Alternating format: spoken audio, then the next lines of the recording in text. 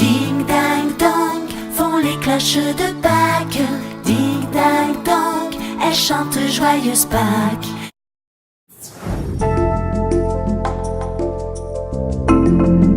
Que fait-on le dimanche de Pâques? Nous connaissons tous les vacances de Pâques, les œufs de Pâques, le lapin de Pâques, les cloches de Pâques. Mais au fait, que célèbre-t-on vraiment? D'où vient ce mot Pâques et pourquoi chaque année n'est-ce pas exactement à la même date? Explication. Pâques est la plus importante de toutes les fêtes chrétiennes, encore plus importante que Noël puisqu'elle commémore la résurrection du Christ. Rappelez-vous, selon les évangiles, le gouverneur romain Ponce Pilate condamne Jésus à être crucifié jusqu'à ce que mort s'en suive. Ce jour est célébré lors du Vendredi Saint. Le carême, vous savez, ce temps de pénitence et de prière, commencé 40 jours avant Pâques lors du mercredi des Cendres, se termine donc le jour de Pâques. C'est donc un jour festif, tout comme le sera, selon la tradition, toute la semaine suivante. Depuis l'an 335 et le concile de Nicée, Pâques est fixé au premier dimanche qui suit la première pleine lune après le 21 mars. De nombreuses dates de fêtes chrétiennes dépendent de celles de Pâques, comme l'Ascension ou la Pentecôte. Joyeuse Pâques à tous!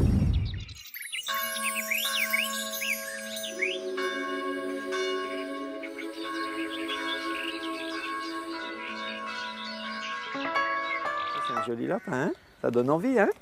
Au temps de Pâques, il y a une tradition qui dit de décorer des œufs et puis de les cacher dans les jardins où ensuite les enfants vont les chercher. En fait, une tradition d'origine germanique prétend que ces œufs auraient été pondus par le lièvre de Pâques. Bon, toutes ces traditions ne sont pas du tout d'origine chrétienne, mais remontent à la plus haute Antiquité.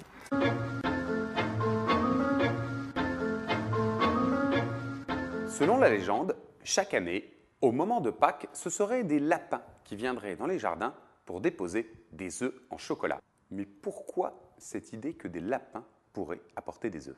Depuis l'Antiquité, le lapin ou le lièvre est un symbole de fécondité et d'abondance. Il est donc naturellement associé à la fin des privations du carême et au retour du printemps. La tradition du lapin de Pâques est née dans les pays germaniques avant de traverser l'Atlantique au XVIIIe siècle grâce à l'immigration allemande. Le mythe du lapin ou lièvre de Pâques vient très probablement de la déesse païenne Éostre qui était célébrée au moment de l'équinoxe de printemps. Le lièvre étant l'animal emblématique de la déesse, il est resté associé aux fêtes de Pâques. D'ailleurs, Éostre a donné son nom à Easter, qui signifie Pâques en anglais. Une légende allemande raconte qu'une femme pauvre, n'ayant pas les moyens d'offrir de douceur à ses enfants comme c'était la tradition à Pâques, décora des œufs et les déposa dans le jardin. Le lendemain matin, ses enfants se levèrent et aperçurent un lièvre dans le jardin. Ils crurent donc que c'est lui qui avait pondu les œufs. Et c'est de là que serait née la légende du lapin ou lièvre de Pâques. Pour finir, savez-vous qu'en Australie, le gouvernement a tenté de remplacer le lapin par un animal local en voie de disparition, le bilby, afin de sensibiliser les enfants à sa protection. Alors que ce soit avec un lapin à bilby ou des cloches, joyeuse Pâques à tous!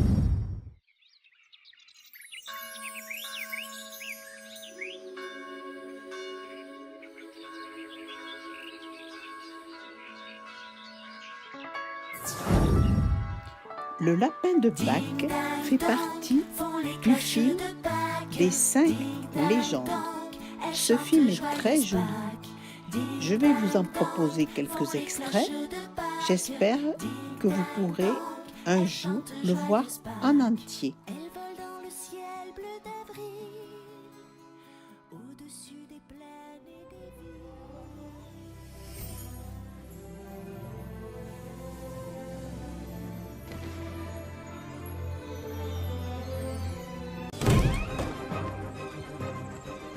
T'as raison, Jeannot. Même si j'avoue bien du mal à l'admettre, vieil ami, cette fois, je te l'accordais. Pâques est plus important que Noël. Eh, vous l'avez entendu? Rejoignons ton terrier et vite, suivez-moi, tous au traîneau. Oh, surtout pas. Mon terrier, mes règles, alors attachez-vous. Shostakovich, cours! Ah! Oh non! Attachez-vous. Très bonne blague. Hein? Soyez les bienvenus dans mon terrier.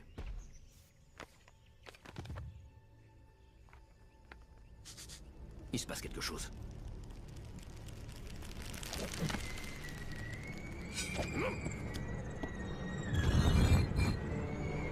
Ah!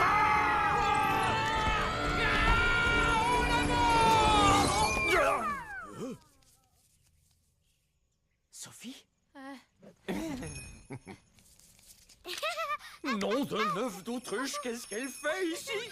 La boule à neige. Triple Jute, il faut que quelqu'un lui parle. Non, ne me regarde pas, je suis invisible, souviens-toi. Ne t'en fais pas, Jeannot. Je parie qu'elle est fan de fées. Viens voir, jeune demoiselle. Jolie. Attends, je vais te faire un petit cadeau. Tiens, regarde. De jolies dents avec du sang et de petits bouts de gencives collés dessus. Des bouts de gencives? Dites, c'était quand la dernière fois que vous avez passé du temps avec des enfants?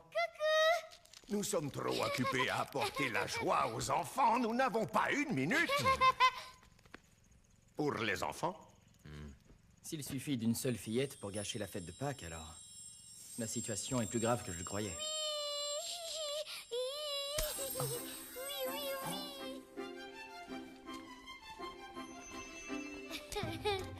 Est-ce que tu voudrais peindre un œuf?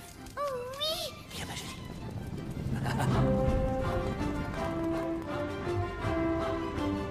Rimsky-Korsakov, ça en fait des œufs.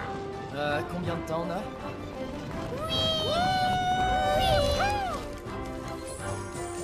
En avant, soldats, l'heure de la riposte a sonné. Pour ça, c'est bien simple, je veux voir des œufs partout.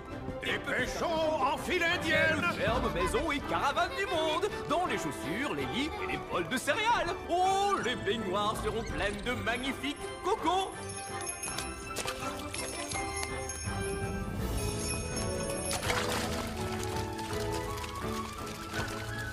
Oula, ça c'est un peu bizarre.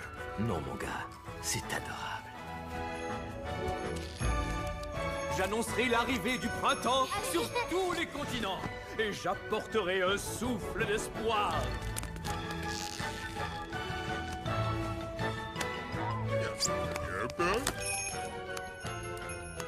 Ça fait trop Noël, cette couleur. Peins-les en bleu. Oh, mais qu'est-ce que je vois là-bas? Oh, il est de toute beauté. Il ne nous reste plus qu'à les transporter par les galeries jusqu'à la surface, lui et ses petits copains, et nous pourrons célébrer Pâques.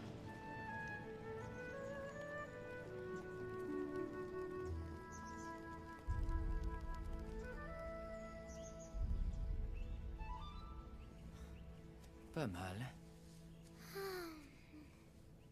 Tu t'en es pas mal sorti non plus.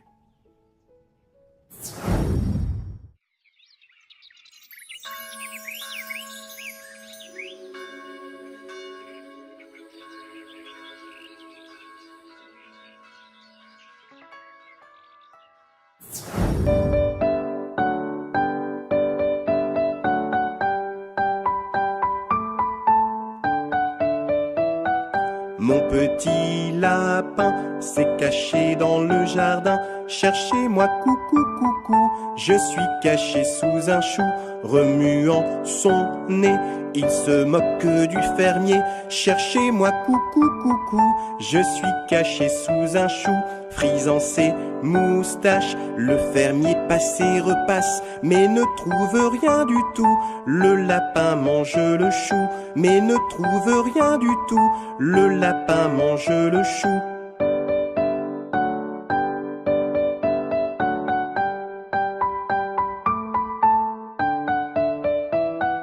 Mon petit lapin s'est caché dans le jardin. Cherchez-moi, coucou, coucou. Je suis caché sous un chou, remuant son nez.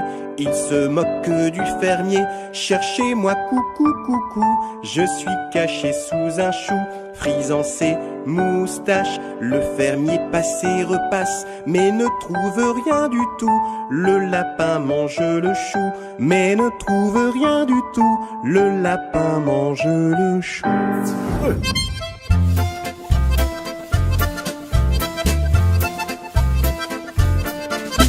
C'est nous la compagnie des lapins bleus,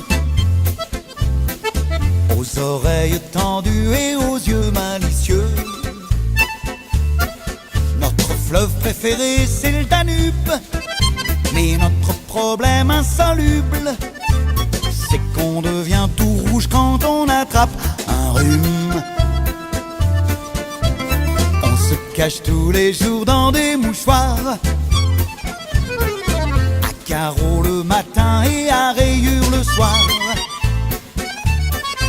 Notre ennemi mortel, c'est l'hiver, mais notre ami, c'est le soleil. On redevient tout bleu quand il brille dans le ciel. Yeah.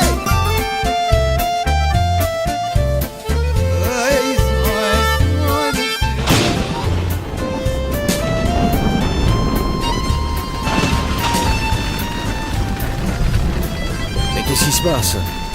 C'est le vent qui souffle, c'est la pluie qui tombe, c'est le tonnerre qui gronde. Les lapins bleus vont s'enrhumer.